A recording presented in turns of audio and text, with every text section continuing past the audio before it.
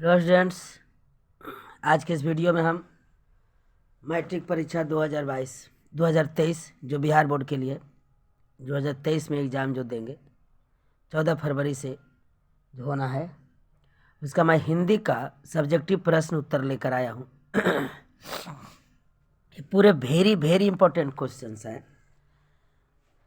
मैं कुल 28 प्रश्नों का उत्तर करवा रहा हूँ सब्जेक्टिव में। बस इतना ही आपके लिए सफिशिएंट है, बहुत ही काफ़ी है। मैं जब ऑफलाइन में क्लास ले रहा था तो जैसा कि मैं आपको कहता था कि लास्ट में मैं गेस देता हूँ, ये समझिए एक तरह से वायरल वीडियो है, आपको होना चाहिए क्योंकि बहुत ही इम्पोर्टेंट सवाल है और आपको 2023 में यही सब प्रश्नों में से सभी आने वाले हैं सब्जेक्टिव क्वेश्चन। अगर मेरे चैनल पर आप नए हैं तो सब्सक्राइब कीजिए, लाइक कीजिए अगर अच्छा लगे वीडियो तो और शेयर भी कीजिए। बस एक छोटी सी रिक्वेस्ट है कि आप मेरे परिवार को बढ़ाएं, सब्सक्राइबर को बढ़ाएं ताकि हम मोटिवेट हों और अच्छे और आपके लिए उपयोगी वीडियो बना सकूं, अच्छी वो सारी फैसिलिटी दे सकूं जो एक यूट्यूबर देते हैं एजुकेशनल चैनल पर, ताकि आपको कहीं भटकना ना पड़े और एक ही चैनल से वो सारा मटेरियल मिल जाए जो आपके लक्ष्य को की ओर ले जाती हो। बस यही मेरी छोटी सी प्रयास है, बस आपका थोड़ा सा योगदान चाहिए। मेरे चैनल को सब्सक्राइब कीजिए और दोस्तों को कहकर सब्सक्राइब करवाइए। फर्स्ट क्वेश्चन है, लेखक किस विडंबना की बात करते हैं? लेखक किस विडंबना की बात करते हैं? यह आपके गोधूली का पहला लेसन का क्वेश्चन होगा, जिसके लेखक डॉक्टर भीमराव अम्बेडकर हैं।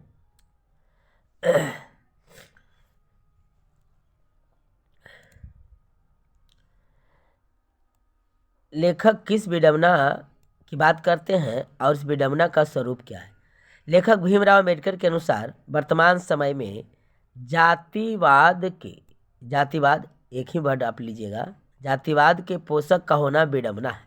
देखिए, तो अगर सवाल रहे कि लेखक किस विडंबना की बात करती है, वो विडंबना है क्या लेखक के अनुसार, तो आपको सिर्फ इतना लिखना है कि वर्तमान समय में जातिवाद के पोषक का होना ही विडंबना है कि इस समय, इस आधुनिक युग में, इस पढ़े लिखे समाज में भी जातिवाद जैसे पोषक तत्व मौजूद हैं। पैतृक आधार ही विडंबना का स्वरूप हो। वर्तमान समय में कुछ राजनीतिक तत्व अपने लाभ के लिए भी जातिवाद को बढ़ावा दे रहे हैं, तो ये उसका स्वरूप हो गई। नेक्स्ट क्वेश्चन है कि सच्चे लोकतंत्र की स्थापना के लिए लेखक ने किन विशेषताओं को आवश्यक माना है?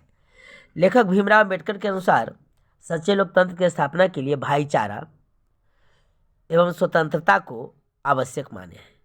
लेखक जो हैं वह सच्चे लोकतंत्र की स्थापना, उसका भविष्य उन्हें कहाँ नजर आती है? तो स्वतंत्रता में और भाईचारे में। क्वेश्चन 3 है कि जाति प्रथा भारत में बेरोजगारी का एक प्रमुख और प्रत्यक्ष कारण कैसे बनी हुई है? जाति प्रथा भारत में बेरोजगारी का और एक प्रमुख और प्रत्यक्ष कारण कैसे बनी हुई है? जाति प्रथा मनुष्य को जीवन भर के लिए पेशे से बांधे रखती है। इस कुप्रथा के कारण मनुष्य न चाह कर भी मजबूरन एक ही काम को करने के लिए विवश हो जाता है। प्रतिकूल समय पर उसे रोजगार नहीं मिल पाते।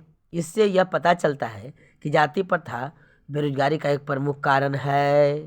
जाति प्रथा बेरोजगारी का एक प्रमुख कारण है।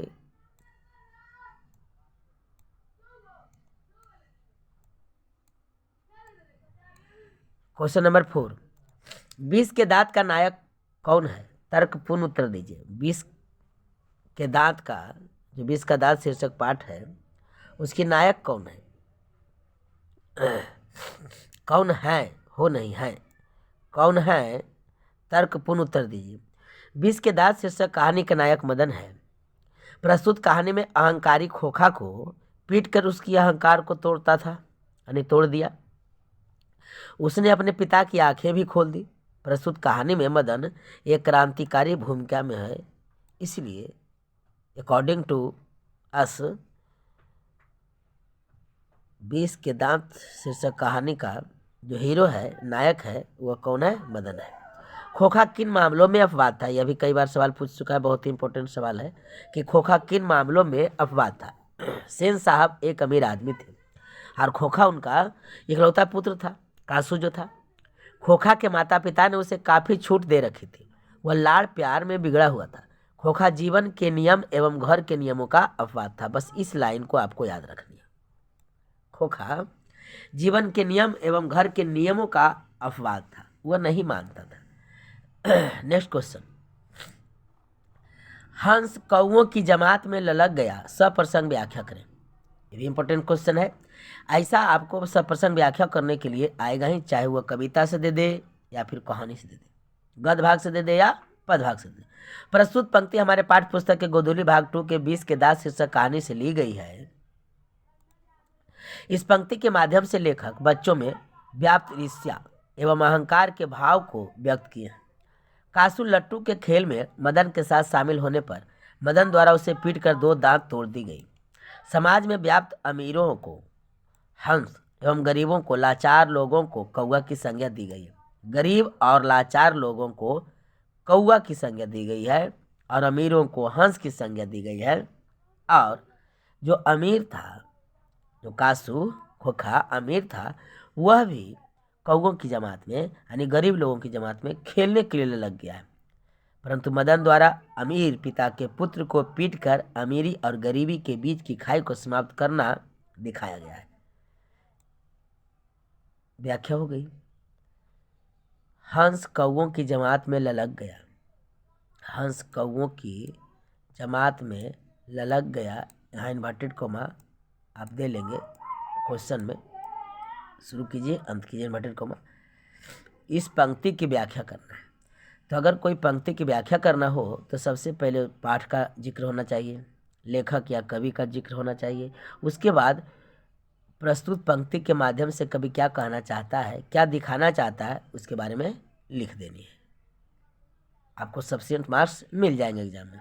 नेक्स्ट क्वेश्चन, लेखक ने नया सिकंदर किसे कहा है? लेखक मैक्स मुलर के अनुसार वैसे लोगों को नया सिकंदर कहा गया है जो भारत पर्यटक या पदाधिकारी बनकर आए हैं, अर्थात जिन्हें भारत का दर्शन का सौभाग्य प्राप्त हुआ है, उन्हीं को नया सिकंदर कहा गया है।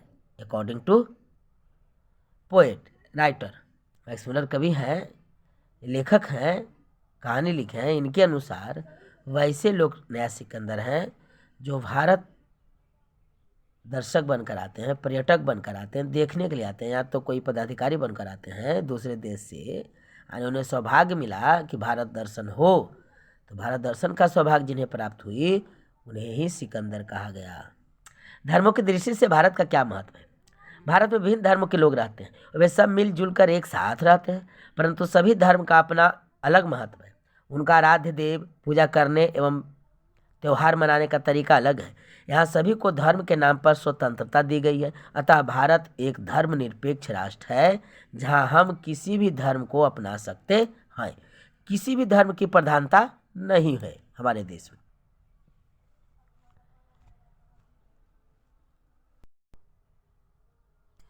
क्वेश्चन नंबर 9, लेखक की दृष्टि में सच्चे भारत के दर्शन कहाँ हो सकते हैं? लेखक मैक्स मुलर की दृष्टि से सच्चे भारत का दर्शन गांव में ही हो सकता है। भारत गांव का देश है। ग्रामीण लोग सच्चे होते हैं, उन्हें भाईचारा उनमें भाईचारा कूट कूट कर भरा रहता है। भारत की पहचान वसुधैव कुटुंबकम वास्तव गांव में ही झलकता है। इस प्रकार लेखक कहते हैं कि सच्चे भारत के दर्शन भारत के गांव में ही हो सकता है, शहरों में नहीं। नेक्स्ट क्वेश्चन है कि मनुष्य बार बार नाखून को क्यों काटता है? नाखून मनुष्य के प्रारंभिक काल से असभ्यता का प्रतीक है। मानव पशु के समान था प्रारंभिक समय में, आदिकाल में, लेकिन जैसे सभ्यता का विकास हुआ मानव की जीवन शैली बदलने लगी। जो नाखून अस्त्र के काम आते थे आज सौंदर्य का रूप ले लिया है। मनुष्य पशुओं के भिन्न दिखने हेतु नाखून को बार बार काटता है, क्योंकि नाखून पशुता का प्रतीक है। नाखून किसका प्रतीक है? पशुता का प्रतीक है। अगर क्वेश्चन आए कि कवि के लेखक के अनुसार नाखून किसका प्रतीक है, तो आंसर लिखना है नाखून पशुता का प्रतीक है। नेक्स्ट क्वेश्चन, देवनागरी लिपि के अक्षरों में अस्थिरता कैसे आई। हिंदी का लिपि क्या है, देवनागरी, उसमें अस्थिरता कैसे आई है। आज से लगभग 2 सदी पहले पहली बार देवनागरी लिपि के द्वारा प्रकार बने और इसमें पुस्तकें छपने लगी। इस प्रकार देवनागरी लिपि के अक्षरों में अस्थिरता आ गई। क्वेश्चन 12, नागरी लिपि कब एक सार्वदेशिक लिपि थी। 8वीं से 11वीं सदियों में, यानी 8 और 11 सदी के बीच नागरी लिपि एक सार्वदेशिक लिपि थी। गुर्जर प्रतिहार कौन थे। 8वीं सदी के प्रारंभ में, सदी 8वीं सदी, ये सदी है सुदी नहीं,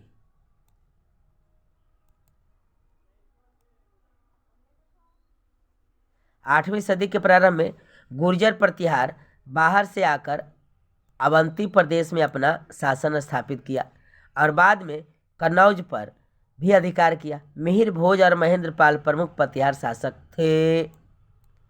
ये वर्ड है आपका थे, तो आपको याद रखना है कि गुर्जर प्रतिहार कौन थे, तो मिहिर भोज और महेंद्रपाल थे, परंतु सब्जेक्टिव है, थोड़ा बड़ा करके लिखना होगा। तो अगर इतना बात आप लिखते हैं तो सही मार्क्स आपको मिलेंगे कि 8वीं सदी के प्रारंभ में, सदी सुदी लिखा गया है, सदी आप पढ़िए।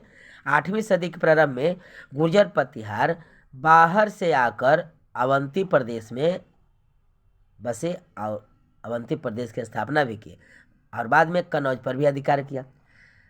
तो गुर्जर प्रतिहार कौन कौन थे, तो मिहिर भोज और महेंद्रपाल उसके प्रमुख शासक थे। नंदी नागरी किसे कहते हैं, किस प्रसंग में लेखक ने उसका उल्लेख किया है। दक्षिण भारत की नागरी लिपि को ही नंदी नागरी कहा जाता है।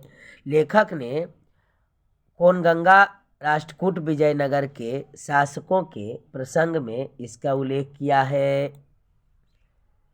क्वेश्चन नंबर 15, लेखक ने पटना से नागरी का क्या संबंध बताया है। ऐसा माना जाता है कि राजधानी पटना को गुप्त काल में देवनगर चंद्रगुप्त द्वितीय के नाम पर रखा गया था, जिसके प्रमुख लिपि को ही देवनागरी नाम दिया गया। नेक्स्ट क्वेश्चन, किन कारणों से बहादुर ने एक दिन लेखक का घर छोड़ दिया। आंसर सुनिए, दिन रात लेखक के पुत्र द्वारा पिटाई, लेखक के जो पुत्र थे वही पीटा करते थे बहादुर को, मालकिन का झगड़ना लिखा हुआ है एवं थप्पड़ लगाना, और अंततः चोरी के झूठे आरोप के कारण बहादुर ने लेखक का घर एक दिन छोड़ दिया। और चोरी का झूठा आरोप उनके घर में आए रिश्तेदारों ने लगाए थे। बहादुर का चरित्र चित्रण करें तो आप हिंदी बुक में कहानी में जितने भी प्रमुख पात्र दिए गए हैं, जिनमें मुख्य नायक है, उनका बारे में आप अध्ययन कर लें। जैसे उनकी उम्र क्या है, उनकी कद काठी लंबाई चौड़ाई क्या है, चरित्र का चित्रण करना है। रंग उनका कैसा था, मोटा थे पतले थे, ईमानदार थे बेईमान थे, स्वाभिमान थे अभिमानी थे, यही चरित्र होता है। तो बहादुर का मैं बता दूंगा आपको। बहादुर कहानी का मुख्य पात्र है, उसकी उम्र 13 से 14 वर्ष है, उसका कद ठिगना यानी नाटा था, ये ठिगना है, नाटा आप लिख लीजिएगा। ठिगना अगर नहीं पता चल रहा है आपको कि ठिगना भी कोई शब्द होता है तो नाटा आप लिख लीजिएगा। रंग गोरा, मुंह चमकता था, वह अपनी माँ से हमेशा प्रताड़ित होता रहता था, परंतु वह अपनी काम में फुर्तीला और स्वाभिमानी और ईमानदार था। बहादुर का हो गया चरित्र चित्रण। नेक्स्ट क्वेश्चन, बहादुर के नाम से दिल शब्द क्यों उड़ा दिया गया। उनका नाम था, उस नौकर का नाम था दिल बहादुर, तो दिल बहादुर के नाम से दिल को क्यों हटा दिया गया और सिर्फ बहादुर रखा गया, एक क्वेश्चन पूछ रहा है। पूरा नाम था दिल बहादुर, तो आखिर क्या ऐसा हुआ, कौन सी घटना घटी, कौन सी ऐसी वाकया हुई कि दिल बहादुर से सिर्फ बहादुर नाम रह गया।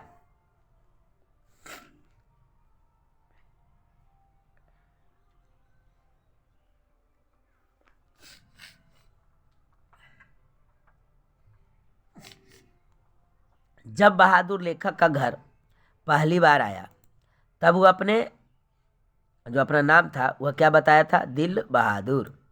वास्तव में वह मन का साफ, मन लिखा हुआ है, मन का साफ और ईमानदार था, परंतु लेखक की पत्नी निर्मला उसे उदारता रखकर घर का काम करवाना चाहती थी। इसलिए उसके नाम से दिल शब्द हटाकर सिर्फ बहादुर कहा जाने लगा। याद रखिए, लेखक की पत्नी का नाम निर्मला ऑब्जेक्टिव आ सकता है। परंपरा का ज्ञान किनके लिए आवश्यक है और क्यों? नेक्स्ट क्वेश्चन है, क्वेश्चन 19 में, कि परंपरा का ज्ञान किनके लिए आवश्यक है और क्यों? वैसे लोग जो साहित्य में युग परिवर्तन करना चाहते हैं तथा पुराने विचार को त्याग कर क्रांतिकारी साहित्य रचना चाहते हैं, उनके लिए साहित्य की परंपरा का ज्ञान आवश्यक है, क्योंकि साहित्य की परंपरा से ही प्रगतिशील आलोचना का ज्ञान होता है और नए विचारधारा का जन्म होती है। नेक्स्ट क्वेश्चन, राजनीतिक मूल्यों से साहित्य के मूल्य अधिक अस्थायी कैसे होते हैं? लेखक के अनुसार साहित्य का मूल्य राजनीतिक मूल्यों से अधिक अस्थायी होता है। राजनीतिक राष्ट्र या क्षेत्र को बांटने का प्रयास करती है, जबकि साहित्य सभी क्षेत्रों को बांधे रखती है। राजनीतिक का मूल्य एक निश्चित क्षेत्र तक सीमित रहता है, जबकि साहित्य पूरे मानव जाति को प्रभावित करती है। क्वेश्चन नंबर 21 देखिए, बिरजू महाराज अपना सबसे बड़ा जज किसको मानते थे? जज, न्यायाधीश। जज माने न्यायाधीश। सबसे बड़ा जज किसे मानते थे? जज लिखा हुआ है। और क्यों? और क्यों मानते थे? Interrogative sign. बिरजू महाराज अपनी माँ को सबसे बड़ा जज मानते थे, क्योंकि जब ये नाचते थे तो उनकी माँ उन्हें देखती और बिरजू महाराज अपनी माँ से पूछते कि मैं किस तरह नाच रहा हूँ। उनकी माँ उनके नृत्य शैली से पिताजी के शैली से तुलना करके उनके मित्र से सुधार लाने की प्रेरणा देती थी, सुधार लाने की बात करती थी। कौन? उनकी माँ। इस प्रकार उनकी माँ ही सबसे बड़ा जज थी। कुछ टाइपिंग में मिस हुआ प्रोनाउंसिएशन में। नेक्स्ट क्वेश्चन है, बिरजू महाराज की कला के बारे में आप क्या मानते हैं? बिरजू महाराज नृत्य कला के प्रेमी थे। वे कथक नृत्य किया करते थे। वे बचपन से ही नाचने का अभ्यास करते थे और बड़े होकर वे देश के विभिन्न क्षेत्रों में जाकर अपनी कला का प्रदर्शन किया करते थे। अभिनयो क्या है? अभिनयो लिखा हुआ है, अभिनयो। और यह कहाँ अवस्थित है? देखिए, अभिनयो इस प्रकार लिखाएगा। अभिनयो एक ईसाई मठ है जिसके नाम पर एक शहर का नाम पड़ा। यह दक्षिण फ्रांस में स्थित है। अभिनयो कहाँ है? दक्षिण फ्रांस में स्थित है, जो एक ईसाई मठ है। नेक्स्ट क्वेश्चन, ला शत्रुज क्या है? ला शत्रुज क्या है?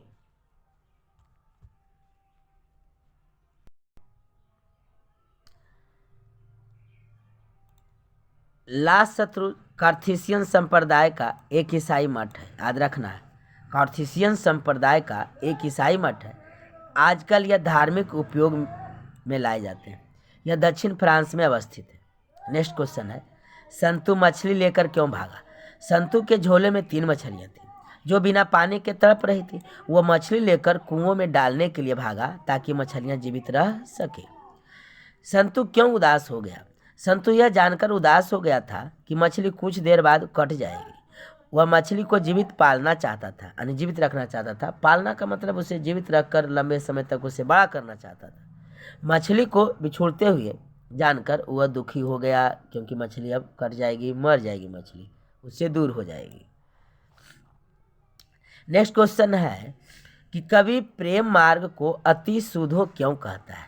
इस मार्ग की विशेषता क्या है? कवि घनानंद के अनुसार प्रेम एक सरल मार्ग है। प्रेम एक सरल मार्ग है जहाँ थोड़ा सा भी चतुराई नहीं चलता है, वह काट दीजिए, यानी चतुराई नहीं चाहिए, उसमें छल प्रपंच नहीं चाहिए। इस प्रकार से प्रेम मार्ग को सरल माना गया है, जिसमें कोई भी छल नहीं हो। इस मार्ग की यही विशेषता है कि उसमें चतुराई नहीं होती है। घनानंद की जो प्रेमिका थी, जीएफ थी, उन्हीं के लिए जो परजन अर्थात बादल को कहते हैं कि तुम उसके आंगन में जाकर बरसो, देह धारण जो करते हो परहित के लिए, वह मेरे सुजान, उनकी गर्लफ्रेंड का नाम यानी प्रेमिका का नाम सुजान है, उनकी प्रेयसी का नाम सुजान है, उन्हीं के लिए अनेक तरह से समझिए ब्रेकअप हो गई थी, तब वे इस कविता को लिखे हैं घरानंद जी। तो प्रेम मार्ग को वे सरल माने हैं, जिसमें से थोड़ा सा भी छल प्रपंच नहीं होता है, दोनों तरफ से पाक इंसाफ होनी चाहिए। नेक्स्ट क्वेश्चन है जो कि इम्पोर्टेंट सवाल है कि मन लेहू पैदेहू छटाक नहीं। ये छटाक लिखा हुआ है, झांक नहीं, ये छटाक लिखा हुआ है, इसे आप ध्यान देंगे, बुक में मिला लेंगे क्वेश्चन से। कवि का क्या अभिप्राय है? कवि घरानंद कहते हैं सुजान से कि हे सुजान, तुम हमसे मन भर, मन मतलब 40 किलो, हम लोग गांव देहात में मन कहते हैं 40 किलो को, तो मन भर यानी 40 किलो यानी इतना ज़्यादा मात्रा में तुम हमसे प्यार पा लेती हो, ले लेती हो, लेकिन यानी फिजिकल रिलेशनशिप नहीं था, लेकिन तुम एक छटाक भी माप तौल है, जैसे ग्राम होती है, आजकल हम लोग ग्राम मिलीग्राम पढ़ते हैं, सेंटीग्राम पढ़ते हैं, तो जो मिलीग्राम है वैसा ही बहुत ही छोटी मात्रा में पहले, बहुत समय पहले हम लोग के पिताजी दादाजी के समय में छटाक चला करता था, माप तौल की इकाई है, छोटी इकाई। तो एक छटाक भर भी तुम मुझे प्यार नहीं करती हो और हमसे तुम बहुत ज़्यादा प्यार लेती हो, इसका यही अभिप्राय है। कवि घरानंद कहते हैं कि हे सुजान, तुम हमसे मन भर प्यार लेते हो, परंतु तुम थोड़ा सा भी प्यार हमें नहीं करते हो, तुम थोड़ा सा भी प्यार मुझसे नहीं करते हो, इसका भी अभिप्राय है। तो इस प्रकार मैं कुल 28 क्वेश्चन का आंसर करवाया, जो सारे इम्पोर्टेंट सवाल हैं। मैं एक वीडियो में 10 या 15 सवाल और करवाऊंगा, जिसमें कुछ व्याकरण से भी संबंधित सवाल रहेंगे, और एक बुक और बच गई जिसमें 5 कहानियां हैं, उसका भी मैं कुछ करवा दूंगा, ताकि 100% आपका सवाल हल हो सके। तो सबसे पहले आप इन सवालों को इस प्रकार पढ़ लें, इस कदर आप इसे पढ़ लें कि एग्ज़ाम में बिल्कुल गदर मचा दें। और हिंदी वैसे है, 100% का तो मैं दावा नहीं करूंगा कि आप 100 नंबर लाएंगे, क्योंकि अशुद्धियाँ हो जाएगी तो मार्क्स आपको कट जाएंगे। तो उम्मीद करता हूं कि आप अच्छे नंबर लाएंगे। एक भरोसेमंद चैनल के रूप में मैं अपने चैनल को उभार रहा हूं, ताकि